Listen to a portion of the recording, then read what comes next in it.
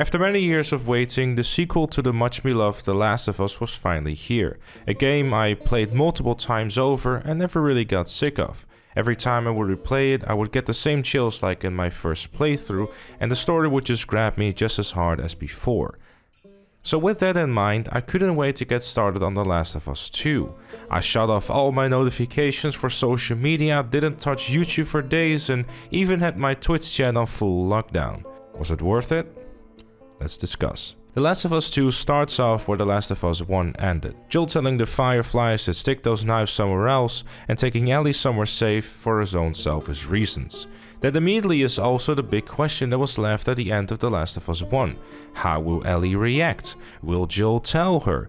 And more on that in the second part of this review when I discuss the story. Let me start off by saying that The Last of Us 2 is a beautiful game. Playing on PS4 Pro has left me with many jaw-dropping moments where I just had to take a moment to take in the sights, question if this was actually a game, and even taking a few pictures along the way. The attention to detail is really great as well. Blood splatters on grass, smashing windows in a realistic way, your flashlight reflecting on spores and smoke are just some of the few examples of the many details that make the world worth exploring, so you can find those tiny yet satisfying things. Exploring the world itself is also really worth it. I spent a lot of time trying to search things through rooms and buildings and very often find useful items along the way to help me on my journey. Even on normal difficulty, the game gave me a balanced challenge that went hand in hand with exploring. It made it feel worth to approach situations in a stealthy way rather than unloading your guns and hoping for the best. Even outside of that, you got some backstories of the people who used to live in these rooms, their frustration with one another. Hell, there was even some laughs along the way to break away from the story for a bit. All these small details come together in one bundle of lovely level design, and it definitely makes it the highlight of The Last of Us 2. The world really makes you feel like you are part of it and that every nook and cranny really is worth looking into. The gameplay has definitely also taken a massive jump from The Last of Us 2. Plenty of it was borrowed from Uncharted 4 and put into The Last of Us 2 while still making sense. No Nathan Drake super jumps in this game. The movement also feels fluent and the combat feels impactful. This is mostly due to the great sound design and the attention to detail when it comes to the impact of the bullets. The addition of new ways to approach stealth is also a very welcome change and makes a successful stealth approach feel rewarding.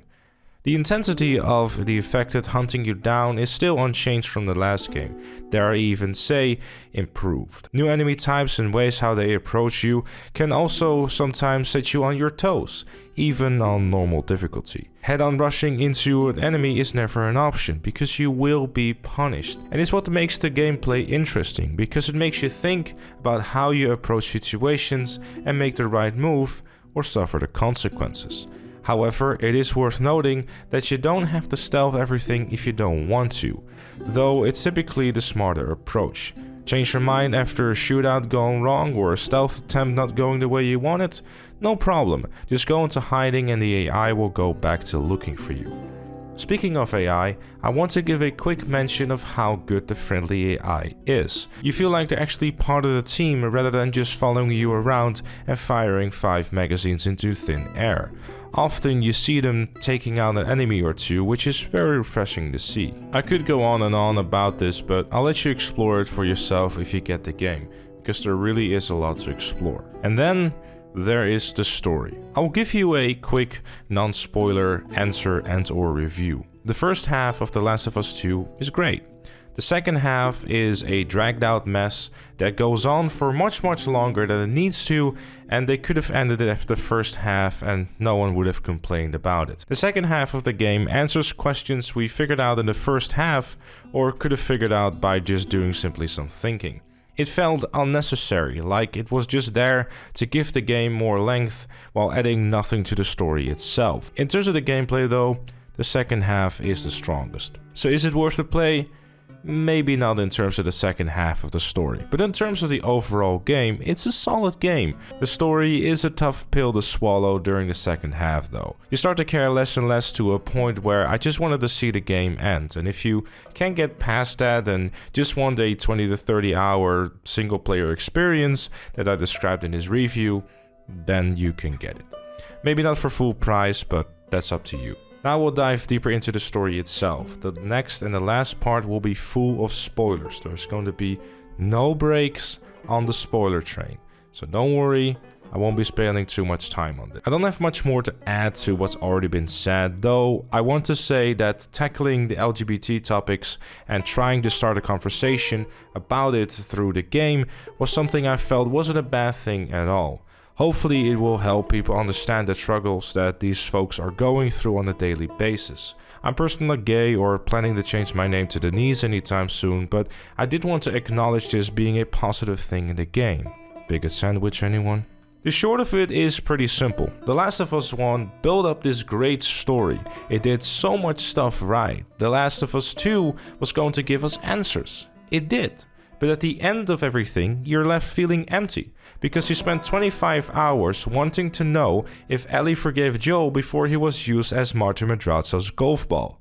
The painful answer to the question is, maybe. I'll think about it. I'll work on it, I'll start the process of forgiving you. I was on board with the story until the cliffhanger in the cinema where Ellie and Abby finally face off. But when I had to go through 10 hours of Abby the Hulk and her backstory with flashbackception, I wasn't sure what the point of it was.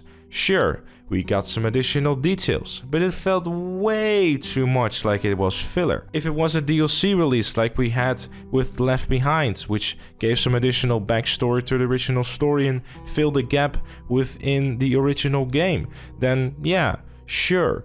And if they would have ended the game after that cinema cliffhanger and just added some sparkles to it and just basically continue on the story from the point where the backstory of Abby was finally done and you finally enter the cinema and Tommy, for some bizarre reason, survives his gunshot wound to the head, then I would have been totally fine. It'd be like, okay, cool, we'll just continue on with Ellie's story, we'll go and try and find Abby, and good luck. Like, the ending made a sense to a certain degree. Revenge is a fool's game, a wise man once said in a much better written video game.